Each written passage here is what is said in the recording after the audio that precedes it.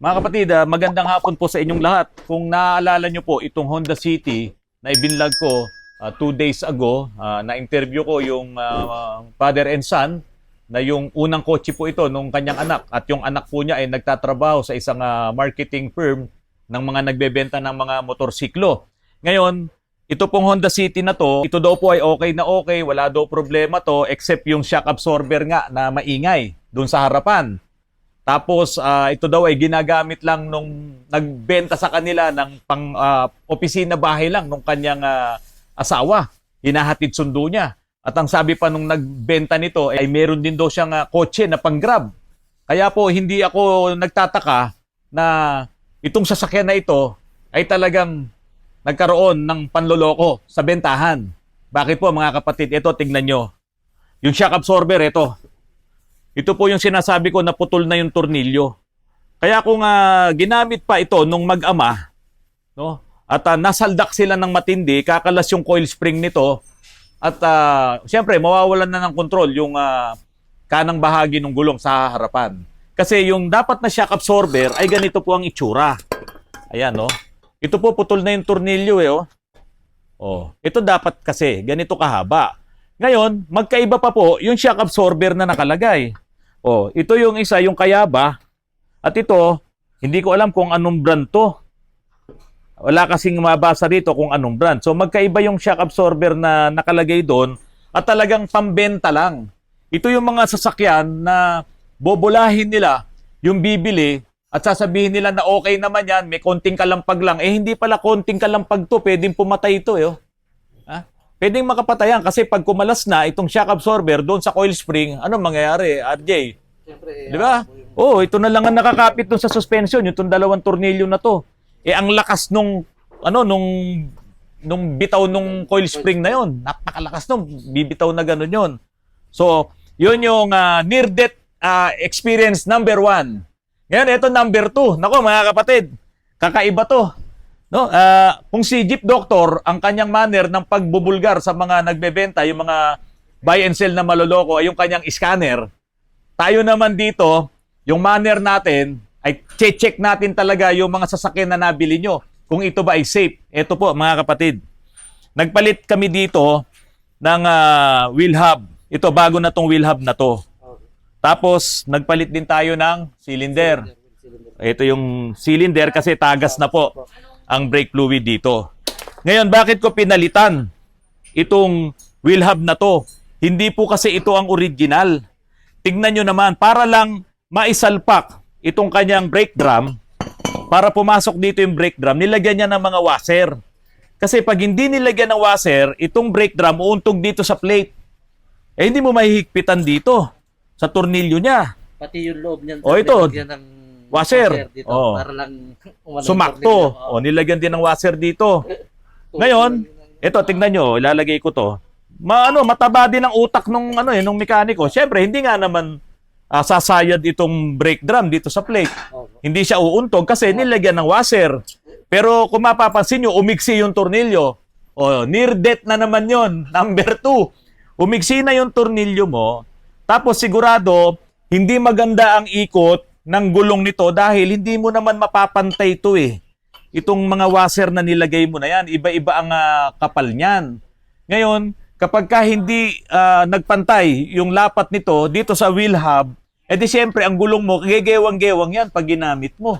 O, near-death experience na naman yon. Number 3, kaya yung magulang at yung may-ari nitong sasakyan na to, kung ginamit-gamit pala nila ito ng mas mahaba pang panahon, eh baka ngayon ay mag-rest in peace yung magtatay at yung anak niya.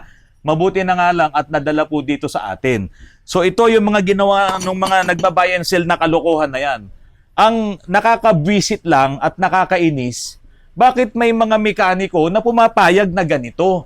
'Di ba? Mekaniko ka, kaya ka magtatrabaho para ayusin yung sasakyan para maging safe din yung may-ari ng sasakyan. Ang ginawa ng mekaniko nito, nagremedyo siya para lang maibenta itong Honda City na to. At meron pa tong malaking problema.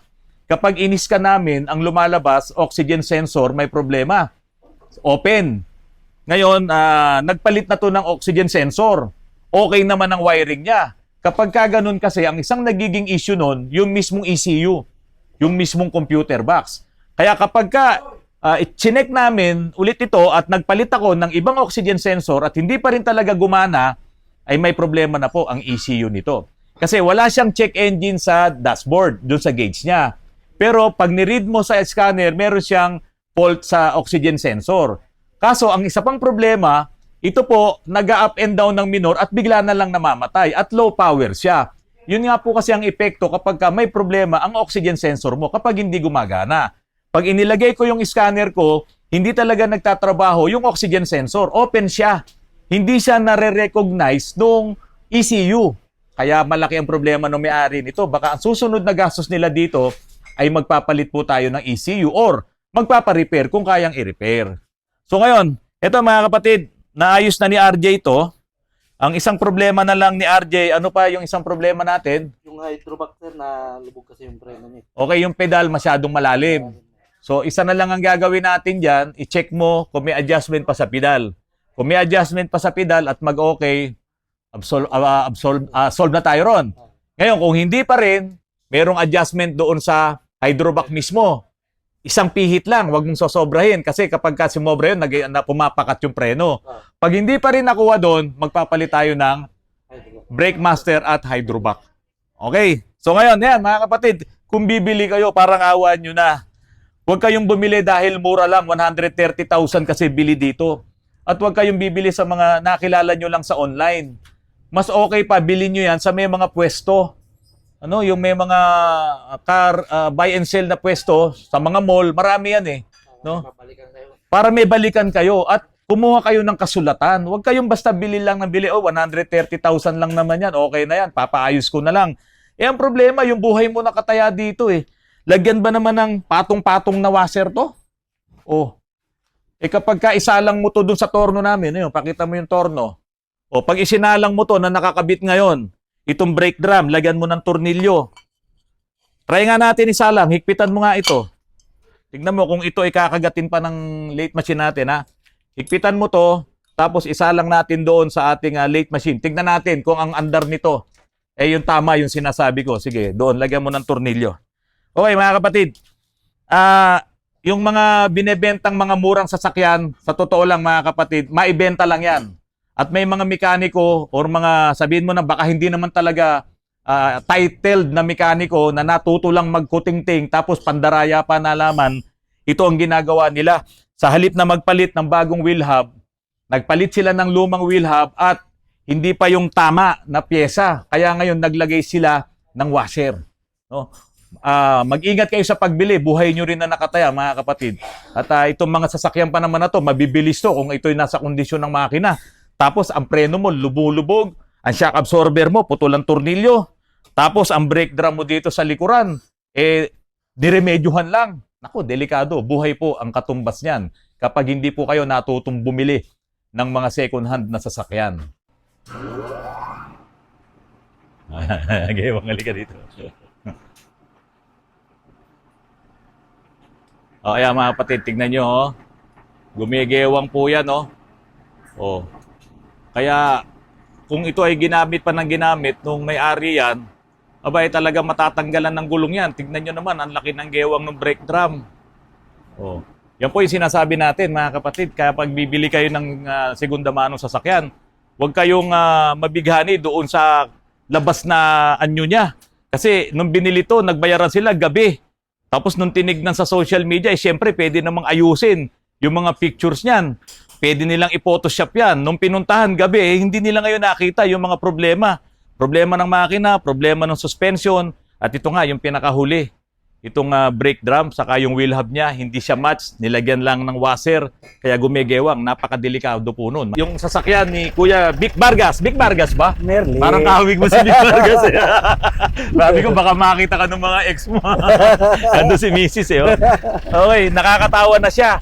Kasi nung itinowing yung sasakyan na ito rito, talagang, sabi ko nga sa'yo kanina, parang ninenervous akong hindi mabuo. Kasi doon sa kwento mo, ano ba nangyari dito bago mo dinala dito yan? Nagahasa ng ibang mekaniko yan eh. Tapos, bali ng bali, nung hindi ko na binali, hindi na rin bumalik. Hindi na bumalik. Oo. Eh, ano ba naging issue? Bakit ba? Nanggaling ako sa camping site, sumabit sa tuhod ng bayabas, tumagas ang radiator ko. Hindi Okay. ko napansin. So, ang temperature kasi nito, hindi mo mapapansin na umaakyat.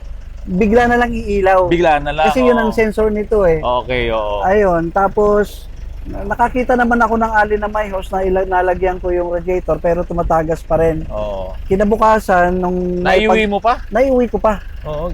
Kaya Saan lang ba yung campsite na pinuntahan nyo? sa San Isidro, San Isidro, malayo rin yun. tapos baba kami ng Buso-Buso. Oo, malayo rin yung San Isidro. mga- Mataas din yun, dire-diretso Mga 3 paakyat yun. kilometro pa yung natakbo ko pababa. Oo. Tapos kinabukasan, nung nagawa na yung radiator, naglalabas na ng pressure doon sa reservoir. Oo. Meaning, Back pressure na. back pressure Oo. na. Umangat na ang cylinder head gasket. Oo. So, nag-decide ako na Ipagawa na. ipagawa na, papalitan ng Home service. Home service lang. Kaya ako, ayoko mag-home service Oo. eh. Para sa akin kasi napakasimple lang, cylinder head gasket lang yun eh. Oo. Pagka natingnan mo yun, tapos ipa-check mo sa machine Para shop, machine shop mo. oo, Oo. okay na yun. Eh, ano ba nangyari? Ba't hindi nagawa? Eh, sa totoo lang, simple nga lang talaga yun. Bali ng bali. Sabi Oo. ko, yung binabali mo, halos malapit ng sumobra. Oo. Sabi ko, tapusin mo na muna yan. Ayun, hindi na bumalik.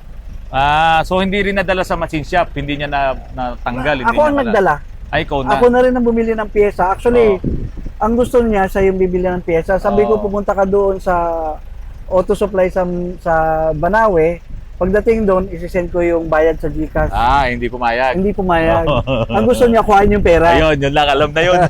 Alam na. Alam na. Alam na yan. So, Ngayon, Kuya Vic. Ayan na, umaandar na. Pero sabi ni Paring Jun, meron pa raw gagawin. Ano pa ba yung gagawin natin? makita daw niya sa ilalim yung mga ball joint, kumakalog Oo. na. Alam mo kung bakit nila nakita? Hmm. Nung binaba makina nito, buong talangka niya. Talagang expected ko na yun. Oo, baba lahat, buong Oo. talangka, lahat ng pyesa, Oo. pang ilalim, suspension, nakababa. Oo. At hindi lang siya nakakita. Actually, nakita ko rin lahat yun. Ako, sabi ko, laki ng gagastusin ng may-ari nito. Oo. Pero yun nga, sayang naman, maganda na yung andar ng makina mo. Kailangan mo lang talagang gamitin para ma-break in. Oo. Tapos, pero syempre, kung i-break in mo, ayusin talaga yung pang ilalim. Baka Oo. diyan ka magka-problema. Hindi ko mapakawalan to kasi marami na ako nakasakay 4x4 dito ba eh. to? 4x4 yan. Oo, kaya nga napakahirap ibaba ng makina eh. Oo. Oo, malaki Pero ang ganda masyado. ng performance niyan. Mm. Kahit sabihin mong Kia yan, ang Oo. ganda ng binigay. Mm. Buhat nung Maganda bago naman yan. to, katapat ito, Tucson di ba? Tucson. Oo, sa Oo, ang tipid. sa Hyundai. At saka So, yun. pang araw-araw lang, okay na. Pang araw-araw ah. Mm. So, hindi ba magagalit si Mrs. mo? Hindi Makikita naman. ka sa social media. Ay, hindi. Ha? Sanay na siya. Pakita mo, Mrs. Ayun. So, yun, mga kapatid, maraming salamat sa patuloy na pagtangkilik nyo po sa aking channel. Yung last time na pumunta si Sir dito, talagang hindi makangiti ito sa Oo. sobrang sama ng loob. Okay Ayan, na. umaandar na, maayos na. Sana lang hindi na magkaroon ng aberya. Tandaan nyo po mga kapatid, pag ang sasakyan luma na, minsan talaga nanganganak ng problema. Kahit pa i-overhaul yan ng sobrang galing na mekaniko, hindi naman lahat napapalitan ng pyesa. Kaya minsan nagkakaroon ng aberya.